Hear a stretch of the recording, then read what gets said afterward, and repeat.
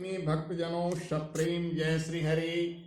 आपको आज हम इस पौष पूर्णिमा के अवसर पर दीप यज्ञ पर संक्षिप्त प्रकाश डालते हैं। यहाँ दीप यज्ञ हम भगवान की इस मंदिर में हर पूर्णिमा को शुरू से करते आ रहे हैं।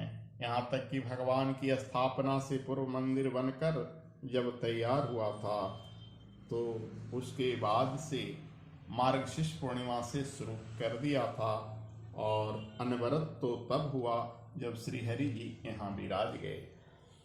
इससे पूर्व मैं अपने जहाँ रहता था, जो मेरा गांव है कजूर में, 109 दीप यज्ञ भगवती के मंदिर में और भी जो वहाँ मंदिर हैं करके पूर्णाहुति कर दी। उतना ही नहीं, वहाँ जिन भक्तों को कभी कोई कामना पूर्ण हो जाती थी तो उन लोग कराते थे। इस तरह से श्रृंखला न जाने मेरे जीवन में कितने दीप यज्ञ हुआ ये नहीं कह सकता हूँ। 108 यज्ञ करके बड़े बड़े महात्मा अपने आगे लिखते हैं श्री श्री 108, लेकिन मुझे गुरुजी ने एक ऐसा जग दिया जैसे श्री श्री 108 श्री पता नहीं कितना श्री हुआ होगा, कि गुरुजी ने सोचा कि जैसे गणेश जी को सिद्धि मिल गई थी माता पिता के परिक्रमा कर लेने से।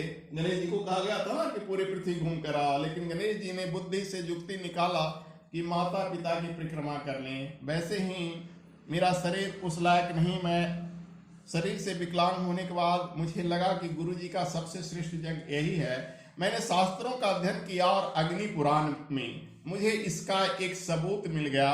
ललिता नाम की राजकुमारी, जो मैंने किसी पूर्णिमा को उसके बारे में विस्तार से बताया, आज छोटी सी वीडियो में पूरा तो नहीं बताऊंगा, लेकिन इतना जरूर कहूंगा कि ललिता नाम की राजकुमारी पूर्व जन्म में एक चूहिया थी और एक दीपक को बुझने से बचा ली तो वह राजकुमारी बन गई। अगले जन्म में राजा की बेटी बनी, राजा की रानी बनी और सुंदर मानव जीवन मिला।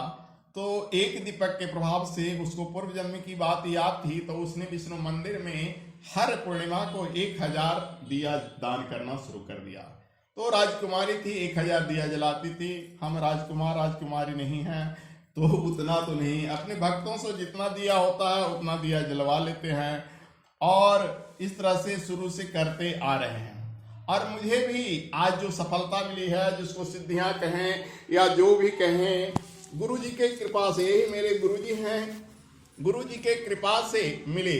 और मुझे बड़े बड़े यज्ञ करने की बहुत कम ने किया, लेकिन इस यज्ञ को मैंने जीवन का एक अविच्छिन्न अंग बना लिया है। यहाँ तक कि गुरु जी कहते हैं किसी का जन्मदिन हो, किसी का विवाह दिवस हो तो उस पर इसको करें। अपने बच्चों की जन्मदिन जो हम केक काट कर मनाते हैं वो बिल्कुल गलत है, सरासर गलत है। ये हमारी सभ्यता नहीं है, ईसाइयों की देन है। हम हिंदू हैं, दीपक जलाए हैं तो दीप जलाकर एक थाली में, सुन लीजिए कैसे दीप करना है, एक थाली में स्वस्तिक लिख दीजिए। ज्यादा नहीं संभव हो तो कम से कम 5 दीपक जलाइए। ऐसे बच्चे का जितना साल हो चुका है, यानी 5, 10, 11 जय साल का बच्चा है, उतना स्वस्तिक लिखकर उसके हाथ से दीपक जलवाइए। अगर बच्चा छोटा मासूम है तो उसकी माँ जला दे।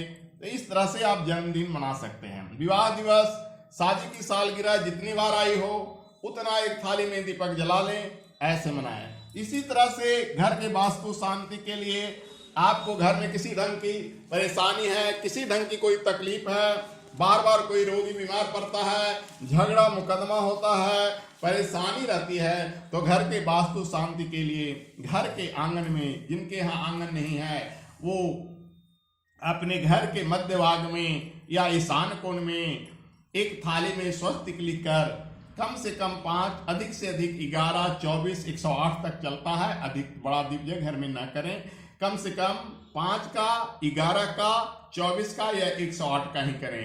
बड़े बड़े यज्ञ मंदिरों में करें, सार्वजनिक स्थान में करें तो अच्छा रहे। तो मेरा अपने भक्त जनों से कहना है कि यदि आपको मेरे ऊपर आस्था है, जैसे मुझे अपने गुरुजी पर आस्था है, गुरुजी पर विश्वास है, और मैं इस शरीर से विकलांग होते हुए आज इतना बड़ा मुकाम पर पहुंचा, किसी को विश्वास नहीं होता था कि ये मंदिर बना पाएंगे और किसी दर दर भटकना नहीं पड़ा। गुरुजी ने कहा था मंदिर में बैठे रहो, तुमको चंदा मिल जाएगी, और मुझे चंदा मिल गया। और मंदिर का काम होता जा रहा है। तो एक गुरु की कृपा है। वैसे ही आपको अपने गुरु पर, अपने मार्गदर्शक पर विश्वास हो तो आप अपने घर में भी कभी भी कर सकते हैं। ये नहीं कि मैं पूर्णिमा में करता हूं तो आप भी पूर्णिमा में करोगे तो यहाँ आना संभव नहीं होगा।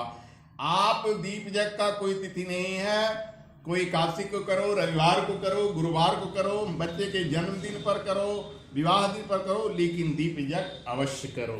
जय श्री हरि विष्णु भगवान की।